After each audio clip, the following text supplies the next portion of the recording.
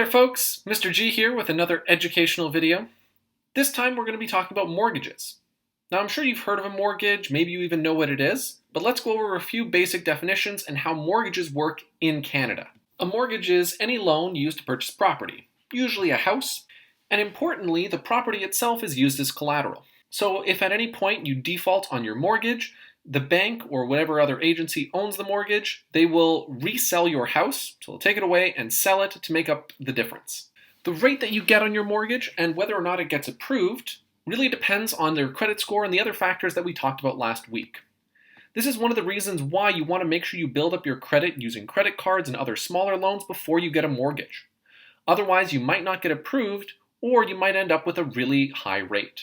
Like most large loans, a mortgage is an annuity, so you're paying it back in usually monthly installments over a long period of time. Some key vocabulary when it comes to mortgages, first of which is amortization period, which is how long it takes for you to pay it back.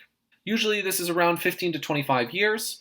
If you take longer, you'll end up with smaller monthly payments, but you'll end up getting more interest charged. That's because you're having interest compounded over a longer period of time, and you're making more of these small payments to pay it off. The other period that's really important is the term, which is how long the bank agrees to the interest rate that you negotiated. Usually this is a lot shorter, only 3 to 5 years. This is because interest rates tend to change, and when they change, the bank wants to update the interest rate on your loan because it's being taken over such a long period of time. Depending on whether there's an economic boom or an economic recession, the interest rates can go up and down quite a lot, and the banks don't want to be locked into an interest rate for this long a period of time. So usually they'll renegotiate it every couple of years. But this isn't always bad for you. Sometimes the interest rates go down and you can renegotiate your mortgage at a lower rate. The banks will let you agree to longer terms, but in general, that's going to result in a higher rate. So unless you really think that the interest rate is going to go up a lot very soon, generally sticking to a 3 or 5 year term is just fine. At the end of your term, you'll get a new interest rate, and you probably will change the amortization period of your loan, and both of these will result in new monthly payment amounts. By Canadian law, all mortgages in Canada are compounded semi-annually. However, most people make mortgage payments on a monthly basis. So we have a problem here when it comes to using TVM. It's the same problem that we ran into with our credit cards, where the compounding frequency and the payment frequency are different. So to do this type of question, you would have to use a very complicated formula to find your effective rate. Fortunately for us, there are many really excellent mortgage calculators available online, and so we'll use a mortgage calculator for these calculations instead. I'll also show you how to do it using TVM, but we won't worry about that as a mandatory thing. It'll just be for a bonus. I searched around online for a good one, and I found this one that I quite liked. I'll put a link to this on Teams. What you need to do is click on this part right here that says Get the Template, at which point you'll see this screen right here. Click on Use Template, and after a bit of waiting, you should see this. Now, one thing you should do right away is click on this little arrow up here. This shows some of the information on the side that's relevant to our calculations. Just to do a quick tour of the program here, most of what we're interested in are in these 3 sections here.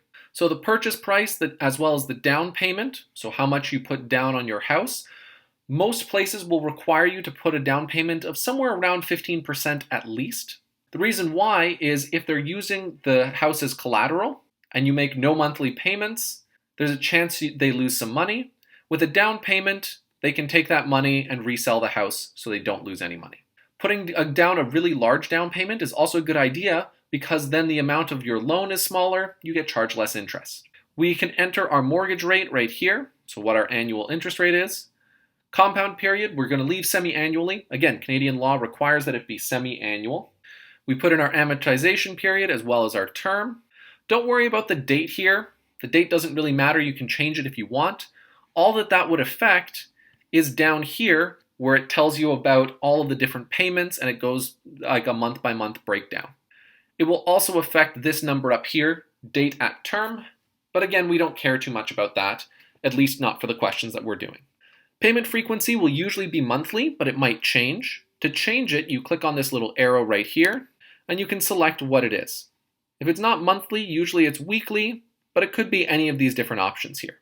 And once you enter all of that, you can figure out what your monthly payment is going to be. This box up here tells you information about how much money you still owe at the end of a term. So at the end of this 3-year term, this is the money still owed on the house. And this box down here tells you information about the fully amortized mortgage. So at the end of the mortgage, how much you paid, how much there was in interest, the number of payments you made. The other thing that's noteworthy here is the interest rate. If we click on this, you'll see a formula that looks almost identical to the formula that we talked about last time when it comes to credit cards. And this is the calculator doing this for us. So this one already enters in all of the information in order to get our effective rate.